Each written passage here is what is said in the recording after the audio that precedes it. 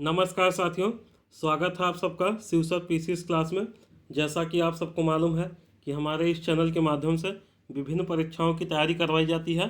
उसी क्रम में आज आपको संडे स्पेशल के रूप में इंडियन जियोग्राफी के 50 अति महत्वपूर्ण प्रश्नों को करवाया जाएगा। ठीक है, तो आगे बढ़ने से पहले जो भी मित्र या जो भी व्यूअर चैनल पर नए हैं या पहली बार विजिट कर रहे हैं, चैनल को सब्सक्राइब करके बेल आइकन को प्रेस कर लें, जिससे कि आगे आने वाले वीडियो का नोटिफिकेशन उनको समय से मिलता रहे। ठीक, तो चलिए हम प्रारंभ करते हैं आज की क्लास अपना। भारत के भूगोल का 50 अति महत्वपूर्ण प्रश्न, इसको एक एक करके हम लोग देखेंगे। आइए, पहला प्रश्न है आपका, भारतीय मानक समय निम्नलिखित में से किस स्थान के समीप से लिया जा रहा है? तो यह आपका सही उत्तर है प्रयागराज के नैनी के समीप से। ठीक, आइए दूसरे प्रश्न पे चलते हैं। भारतीय मानक समय का देशांतर रेखा 80 डिग्री 30 मिनट निम्न शहर से होकर गुजरती है। तो किस नगर से होकर गुजरती है? प्रयागराज आपका सही उत्तर होगा। तीसरा क्वेश्चन, भारत का दक्षिणतम बिंदु कहाँ स्थित है? तो भारत का दक्षिणतम बिंदु आपका कहाँ स्थित है? बड़ा निकोबार में। ठीक, और बड़ा निकोबार में कौन सा पॉइंट है? इंदिरा पॉइंट। यही अगला प्रश्न है आपका। चौथा प्रश्न है, भारत का सुदूर दक्षिण में इंदिरा पॉइंट निम्नलिखित में से कहाँ स्थित है? तो यह आपका बड़ा निकोबार, इसका भी हो जाएगा। चलिए आज के पांचवें प्रश्न पे चलते हैं। निम्नलिखित में से किसके द्वारा भारत श्रीलंका से अलग होता है? तो भारत श्रीलंका से किसके द्वारा अलग होता है बताइए? भारत को श्रीलंका से अलग करता है पाक जल डमरू मध्य। ठीक, आइए, ठीक है, तो भारत श्रीलंका से अलग होता है पाक जल डमरू मध्य के द्वारा। अगला प्रश्न है आपका छठा, भारत और चीन की उत्तर पूर्वी सीमा का सीमांकन कौन सी रेखा करता है? तो यह आपका सही उत्तर होगा इसका मैकमोहन रेखा, ए ऑप्शन। अगला प्रश्न, रेड क्लिफ रेखा कौन सी है? तो रेड क्लिफ रेखा आपकी कौन है? भारत और पाकिस्तान की सीमा रेखा है, तो सातवें का बी हो जाएगा। आठवां प्रश्न, डूरंड लाइन किसके साथ भारत की सीमा निर्धारित करती है? यहाँ भारत है, आप करेक्ट कर लीजिएगा। तो भारत और अफगानिस्तान के बीच है डूरंड रेखा, तो कौन सा ऑप्शन हो जाएगा? देखिए कहाँ है, बी ऑप्शन में, डी ऑप्शन में आपका अफगानिस्तान है। तो भारत और अफगानिस्तान की सीमा रेखा कौन सी है? डूरंड। आइए नौवें प्रश्न पे चलते हैं। कौन से भारतीय राज्य की अधिकतम सीमा म्यांमार से स्पर्श करती है? तो म्यांमार से भारत की अधिकतम जो सीमा है वो किसकी स्पर्श करती है? अरुणाचल प्रदेश की। ठीक, आइए आज के 10वें प्रश्न पे हम चलते हैं। नाथुला दर्रा व जेलेपला दर्रा भारत के किस राज्य में अवस्थित है? तो दोनों ही नाथुला और जेलेपला आपका सिक्किम में स्थित है। ठीक, तो 10वें का डी हो जाएगा। अगला प्रश्न 11वां, भारत का प्रमुख पर्वत शिखर K2 किस पर्वत श्रेणी में अवस्थित है? तो K2 आपका कहाँ स्थित है? काराकोरम श्रेणी में, बी ऑप्शन हो जाएगा। 12वां प्रश्न, नंगा पर्वत भारत के किस राज्य में अवस्थित है? तो आपका नंगा पर्वत भारत के जम्मू कश्मीर राज्य में स्थित है, बी हो जाएगा। 13वां प्रश्न, गारो खासी व जयंतिया पहाड़ियाँ भारत के किस राज्य में अवस्थित है? तो तीनों पहाड़ियाँ भारत के मेघालय में स्थित है, तो सी ऑप्शन हो जाएगा इसका। आइए आज के 14वें प्रश्न पर चलते हैं हम। मिसमी व पटकोई बूम की पहाड़ियाँ भारत के किस राज्य में स्थित हैं?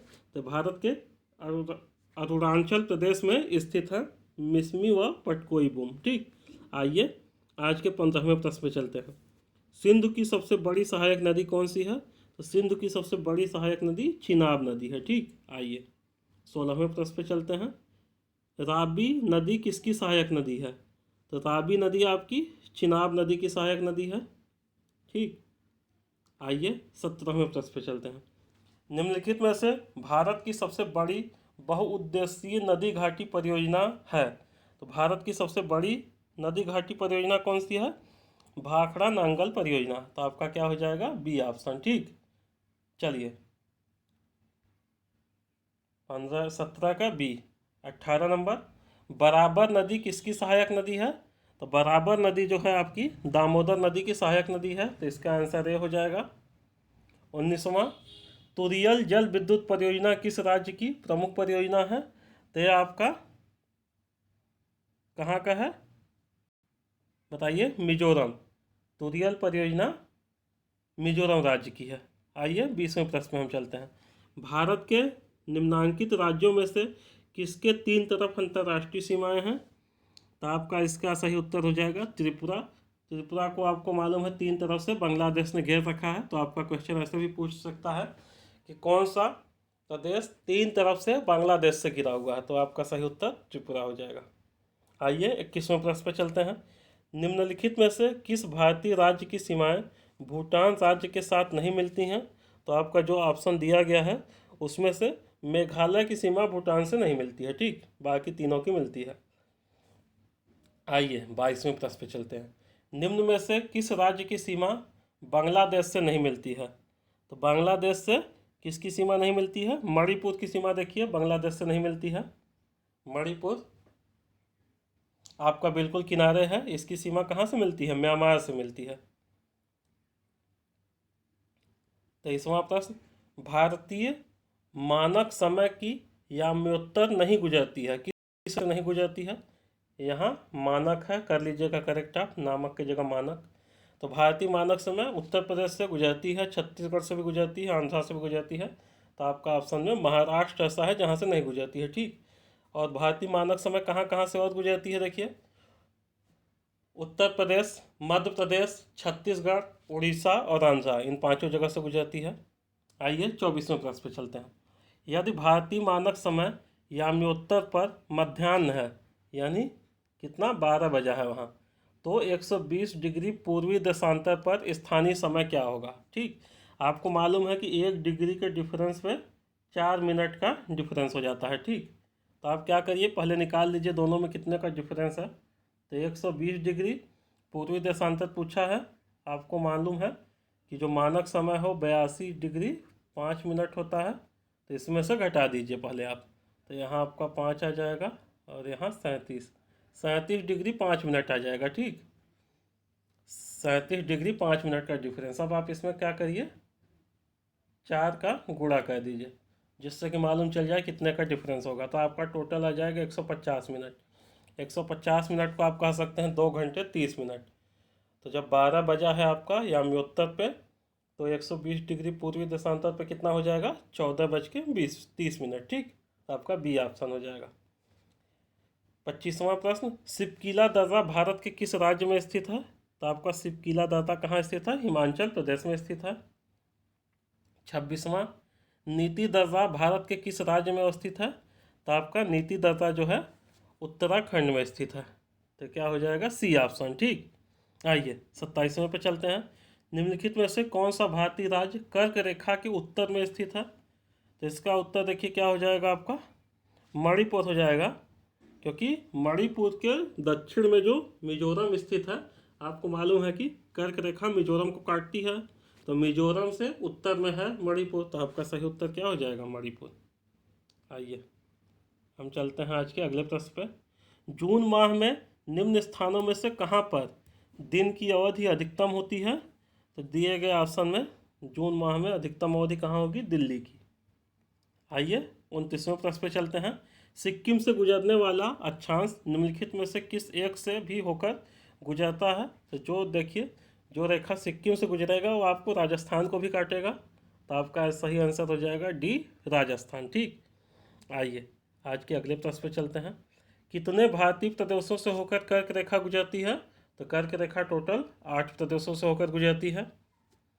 और याम्योत्तर रेखा मैंने आपको बताया था 5, ठीक। आइए 31वें पे चलते हैं।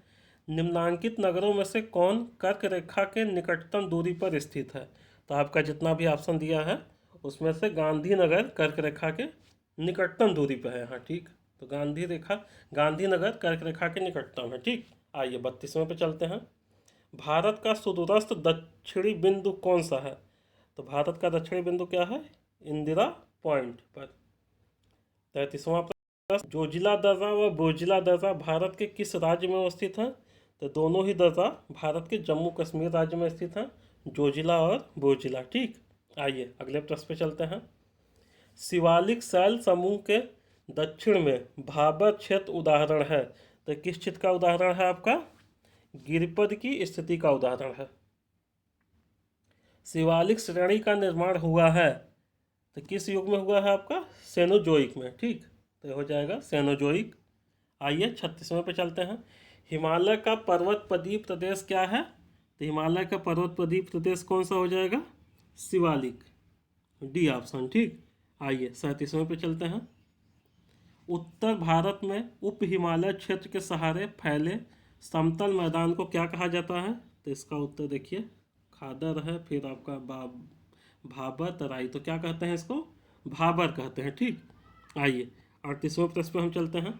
उत्तराखंड के किस राज्य में पाताल तोड़ कुएं पाए जाते हैं? तो पाताल तोड़ कुएं जो आपका होता है वो तराई क्षेत्र में पाए जाते हैं। अगला प्रश्न, किस मृदा को सिंचाई की कम आवश्यकता होती है? तो आपका जो काली मिट्टी है उस मृदा को, यानी काली मृदा को सिंचाई की कम आवश्यकता होती है। तो 39 का सी हो गया। भारत की सबसे बड़ी मिट्टी वर्ग है? तो भारत का जो सबसे बड़ा मिट्टी वर्ग है वो कौन सा है? कछारी मिट्टी। आइए आगे चलते हैं हम आज के 41वें प्रश्न पे। सामाजिक वानिकी में प्रयुक्त बहुउद्देशीय वृक्ष एक उदाहरण है? तो किस चीज़ का उदाहरण है आपका? खेजड़ी का। ठीक, आइए। सरदार सरोवर बांध किस नदी पर बनाया गया है? आपको मालूम है सरदार सरोवर नर्मदा नदी पे बनाया गया है, तो इसका बी हो जाएगा। अलमट्टी बांध किस नदी पे बनाया गया है?